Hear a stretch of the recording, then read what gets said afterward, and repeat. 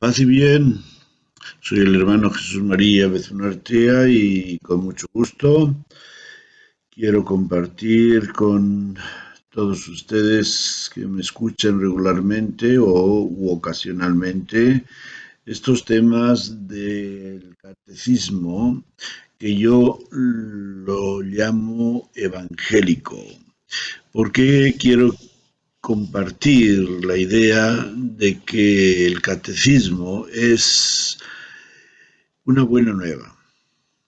El catecismo es el eco de la fe de la Iglesia a través normalmente de catequistas, de personas que han tenido una experiencia o que tienen más bien una experiencia de fe y que la comparten con personas que están siendo iniciadas en la misma. Y bueno, pues quizá en el pasado se le ha dado un enfoque demasiado moral, de sentido de enseñar obligaciones, mandamientos, normas para ser un buen cristiano.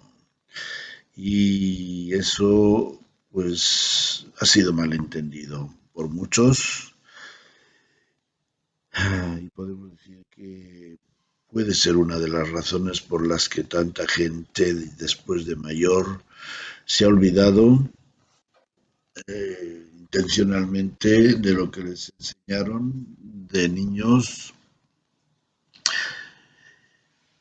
y han tenido una idea pues negativa de la instrucción que recibieron o una idea negativa de lo que es ser y vivir la vida cristiana de acuerdo con la enseñanza de Jesús. Bueno, pues por esa razón pues yo quiero darle este enfoque de evangélico, que les suene como una buena nueva, como algo que Jesús nos dirige en plan de una invitación, porque él lo solía hacer así en su vida, en sus relaciones con quienes se encontraban en el camino o decían que querían seguirlo, pues no les ponía obligaciones encima, sino que comenzaba diciendo, si quieres venir en pos de mí, o ven, si quieres ser mi discípulo, bueno, entonces sí vas a hacer esto o otro, pero si quieres. Entonces, bueno, quizá tenemos que encontrar cada uno de nosotros ese momento en el cual estemos preparados para recibir ese si quieres.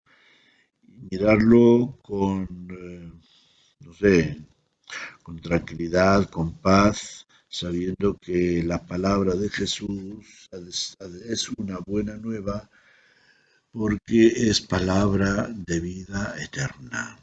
Bueno, hemos explicado ya el tema de Dios, el tema de Jesucristo, el tema del Espíritu Santo, el tema de la Virgen María, participando en la misión de Cristo. Y ahora vamos a entrar en el tema de la Iglesia. Creo que es muy importante el tema de la Iglesia, entender lo que la Iglesia es en nuestra vida como discípulos de Jesús, seguidores de Jesús, como cristianos católicos. Y comencemos con la enunciación de lo que resume nuestra fe en la Iglesia. Creo en la Iglesia que es una santa, católica y apostólica. Según el texto niceno-constantinopolitano, una declaración dogmática de los contenidos de la fe cristiana, promulgada en el Concilio de Nicea en el año 325 y ampliado en el Concilio de Constantinopla en el 381. Este es el texto aceptado por la mayoría de las iglesias cristianas. Creo en la Iglesia, que es una, santa, católica y apostólica. Por eso, nuestro credo, este credo, lo llamamos el credo niceno-constantinopolitano. Es el credo un poco más largo, el más breve es el credo de los apóstoles. Bueno, el misterio de la Iglesia, con todos los aspectos que incluye como esposa de Cristo, madre y maestra de los creyentes, cuerpo de Cristo, comunidad de los creyentes en Jesucristo, luz de las naciones, pueblo de Dios. Fíjense cuánta cosa, en pocas palabras hemos dicho, inspirándonos en el Concilio Vaticano II. Capítulo 2 de la Constitución sobre la Iglesia.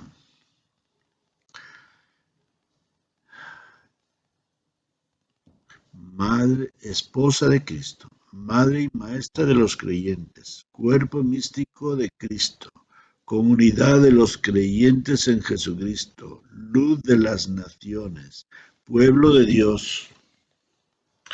Yo creo que cualquiera que se da cuenta de lo que esto significa, de lo que todos estos adjetivos y atributos significan, se da cuenta de que la Iglesia no es simplemente una institución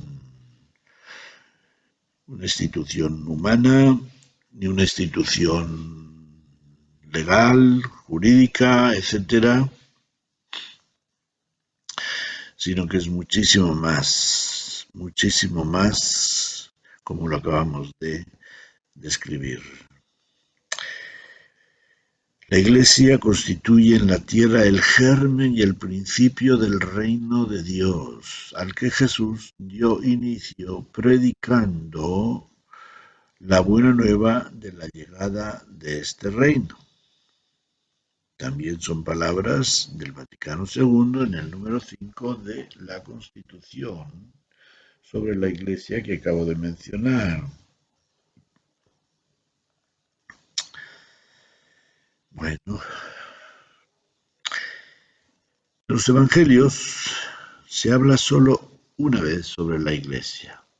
A saber, cuando Jesús, después de escuchar la confesión de Pedro, sobre quién decís que soy yo, le dice, tú eres Pedro, y sobre esta piedra edificaré mi iglesia, y las puertas del infierno no prevalecerán sobre ella. Claro está que aparece esta palabra no solamente en el Evangelio de Mateo, sino también en los otros sinópticos, ¿verdad? Pero básicamente es una palabra fundamental. Es decir, en una ocasión fundamental, cuando Jesús le dice a Pedro que él es la piedra sobre la que quiere edificar su iglesia y que los poderes del mal no prevalecerán sobre ella. A través de la promesa de Jesús de construir su iglesia sobre la piedra que es Pedro, descubrimos dos puntos de sumo interés. El primero es que Pedro, el apóstol Pedro, al que sucederán los papas, será el responsable primero de la iglesia, que, como le dijo Jesús después de la resurrección, apacentará a sus corderos y a sus ovejas. Así nos lo dice, o lo encontramos en Juan 21, el capítulo 21 de San Juan. Y el segundo punto de interés es que ningún poder adverso podrá destruirla. El hablar de las puertas del infierno, pues es una imagen simbólica que significa los poderes del mal. Veamos qué imágenes nos presenta el Evangelio para describir la Iglesia. Sin embargo, hay otras referencias implícitas a la Iglesia en algunas palabras e imágenes de Jesús, tanto en los Evangelios como en los Hechos de los Apóstoles y en las cartas de Pedro, de Pablo y de Juan, incluido el Apocalipsis, que para los efectos también lo podemos considerar evangelio. Comencemos por recordar que Jesús, al contar las parábolas, suele comenzar diciendo: el reino de los cielos es semejante a... Y la Iglesia ve en esa imagen descrita, en sus diferentes dimensiones, su propia vida.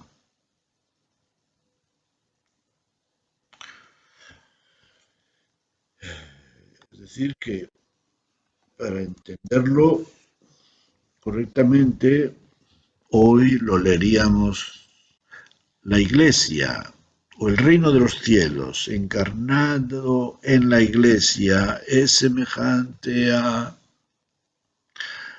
al sembrador que sale a sembrar la semilla. Es semejante a la levadura que una mujer toma y la mete en la masa. Es semejante al grano de mostaza, a los jornaleros llamados a trabajar en la viña.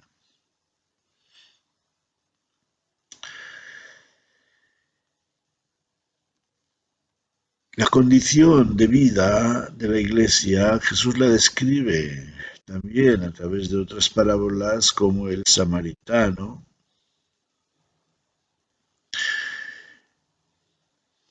la parábola de los talentos, el criado que no perdonó de corazón, en la alegoría sobre el juicio final, y también en la parábola sobre la cizaña, en la parábola del fariseo y del publicano. Condición de vida, es decir, ¿qué es lo que la Iglesia vive o ha de vivir?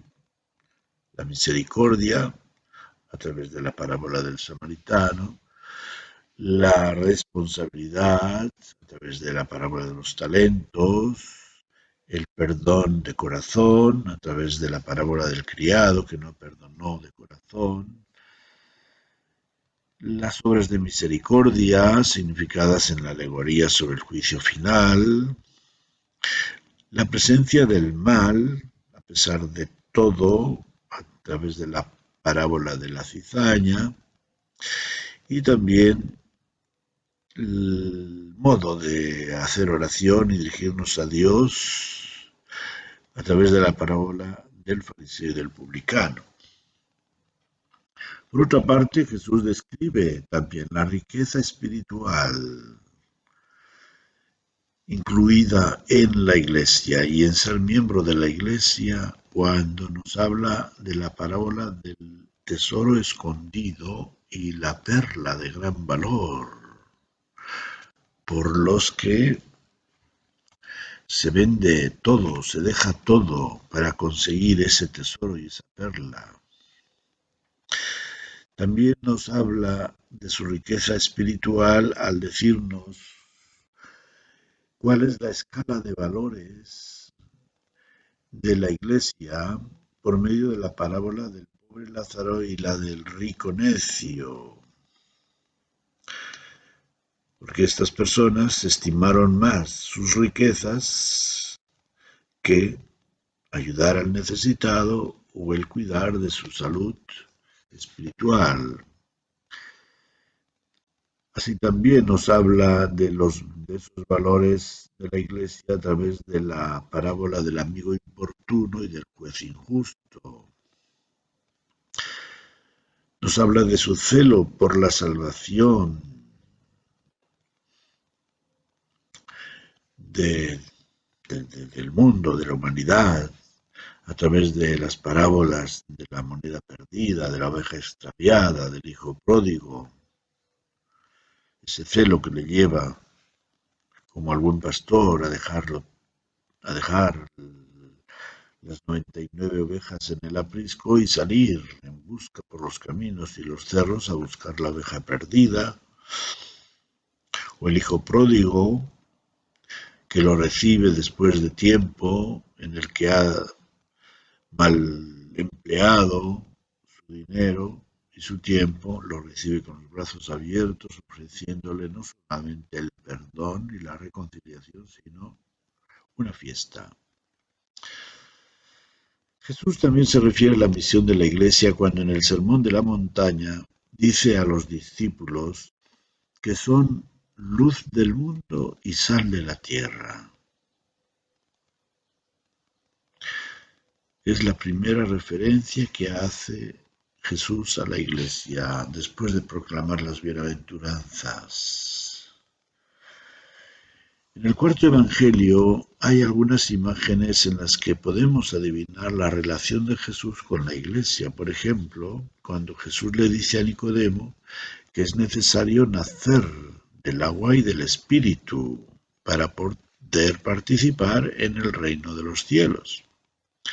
Y eso es lo que nos constituye en miembros de esta comunidad llamada Iglesia.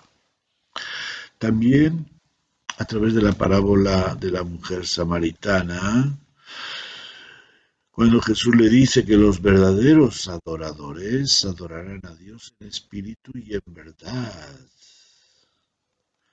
no en santuarios como los templos que ellos y los judíos tenían, sino en el corazón, en el espíritu. La verdadera adoración está allí. Después de que Jesús lavó los pies a los 12, les dijo, os he dado ejemplo, para que hagáis como yo he hecho con vosotros, siendo vuestro Señor y Maestro. Y les dijo también, lo que yo os mando es que os améis unos a otros como yo os he amado. En esto conocerán que sois mis discípulos, que sois mi iglesia, podríamos decir. El capítulo 15 del mismo Evangelio nos ofrece la imagen viva, rica de la vid y de los sarmientos, que describe la relación entre Jesús y sus discípulos. Y ahí, obviamente, podemos ver la imagen de la iglesia. Jesús dice, yo soy la vid y vosotros los sarmientos. Como el sarmiento no puede producir fruto separado de la vid, tampoco vosotros separados de mí. Y en el capítulo 16 promete enviar al Espíritu Santo para que los guíe a la verdad completa y sea el abogado y compañero en la misión eclesial. En el capítulo 17, Jesús pide al Padre por sus discípulos presentes y futuros, con estas palabras, no te pido solo por estos, te pido también por los que van a creer en mí mediante su mensaje, que sean todos uno, como tú, Padre, estás conmigo y yo contigo. Esta unidad de sus discípulos es parte de su misión evangelizadora, pues añade Jesús, para que el mundo crea que tú me enviaste, que sean uno como tu Padre y yo somos uno, para que el mundo crea que tú me enviaste. Esta es la unidad de la Iglesia.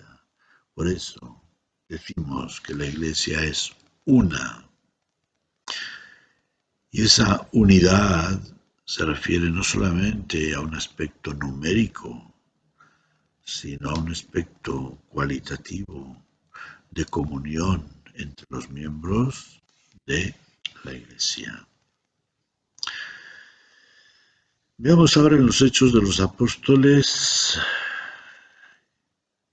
qué es lo que se nos dice sobre la Iglesia. En este libro de los Hechos de los Apóstoles, escrito por el evangelista Lucas, se describe el caminar de la Iglesia durante las primeras 3 décadas después de la ascensión de Jesús. Es decir, más o menos de los años 30 a los años 60. Los 14 primeros capítulos se pueden dividir en 3 partes: la Iglesia en Jerusalén, la Iglesia en Palestina y la Iglesia fuera de Palestina. Dentro de estos capítulos son especialmente notables algunos hechos como la elección de Matías, en la que Pedro ya actúa como responsable del grupo de los apóstoles, la llegada del Espíritu Santo sobre ellos, el sermón de San Pedro ese mismo día con la conversión y el bautismo de unos 3000 que aceptaron sus palabras, se bautizaron y se agregaron a la Iglesia por el número de unos 3000. A continuación se describe la vida de la primera comunidad formada con los bautizados. Y se dice que eran constantes en escuchar la enseñanza de los apóstoles, en la comunidad de vida, en el partir el pan y en las oraciones. O bien, en el partir del pan se está refiriendo a la celebración de la Eucaristía. Eran constantes en escuchar la enseñanza de los apóstoles, en la comunidad de vida, en el compartir, convivir, en reunirse para celebrar la Eucaristía y reunirse también en la oración, a veces en el templo, otras veces en el cenáculo o en algún otro lugar, que no se menciona, pero se supone. En el capítulo 4 se vuelve a describir la vida de la comunidad eclesial con estas palabras. En el grupo de los creyentes todos pensaban y sentían lo mismo. Lo poseían todo en común y nadie consideraba suyo nada de lo que tenía. Son palabras todavía un poco más fuertes que las del capítulo 2.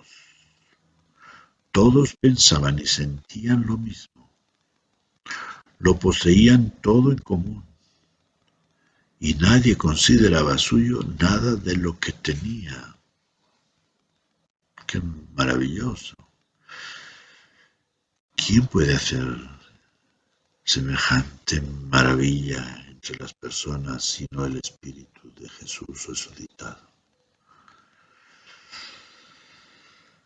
Otro signo de esta comunidad eclesial fue la elección de 7 diáconos, porque los discípulos de lengua griega se quejaron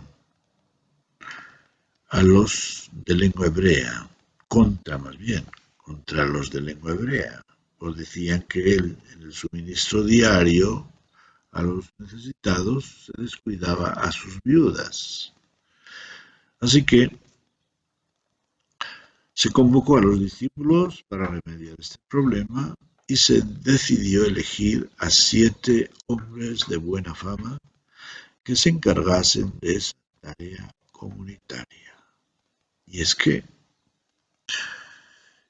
tenemos que darnos cuenta de que eran muchos miles. Si ya el primer día de Pentecostés unas 3000 personas creyeron y se hicieron bautizar, podemos pensar que medida que iba pasando el tiempo, iban sumándose otros miles de personas que vivían en Jerusalén o en cualquiera de las otras dos provincias, sobre todo Galilea y Judea. Más tarde quizá aparecerá aquí. También llegarán a Samaria a evangelizar. Se narra, por tanto, cómo estos diáconos son elegidos y son encomendados y se les encomienda la tarea, incluyendo la predicación. De tal manera que uno de ellos, famoso, Esteban, fue martirizado porque su predicación era una predicación que llegó a molestar a los jefes del pueblo.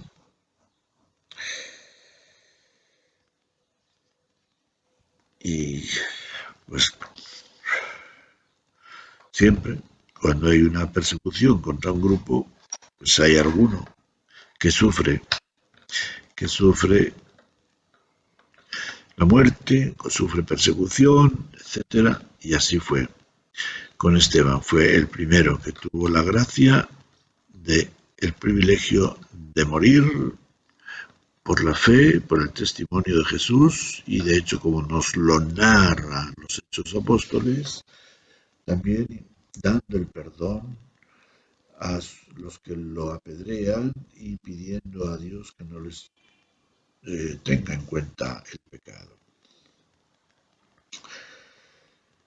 Bueno, pues hasta aquí.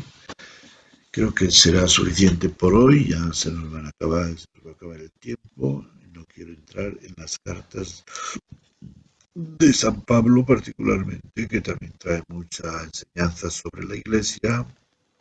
Lo dejaremos para la próxima semana. Y pues solamente insistir como en la enseñanza tanto de los Hechos de los Apóstoles como del Evangelio de Juan, se nos pone bien de relieve el aspecto de la comunión, el aspecto de la Iglesia como comunidad familiar, es decir, que vive unas relaciones íntimas de familia, de compartir sus bienes, de preocuparse unos por los otros, de una comunión que abarca necesidades espirituales y necesidades temporales. Pues algo que obviamente podemos entender, como nos dicen los Hechos, Dios iba añadiendo constantemente a los que quería Él que participaran en la salvación de Cristo, porque este ejemplo de los hermanos, de esta vida, pues era admiración de todos los que los veían y los conocían. Pues ojalá que el Señor nos conceda esta gracia también a nosotros, de vivir con entusiasmo esta vida cristiana como si fuéramos una familia, que lo somos, una familia de los hijos de Dios, animados por el Espíritu de Jesús, guiados por su palabra, fortalecidos por su gracia, para ser ante el mundo esta luz y esta sal que dé sabor a la vida, a nuestra vida como testigos de Jesús y a la vida de quienes nos ven y nos conocen y comparten de alguna forma nuestra forma de vida. Que el Señor los bendiga, paz y bien.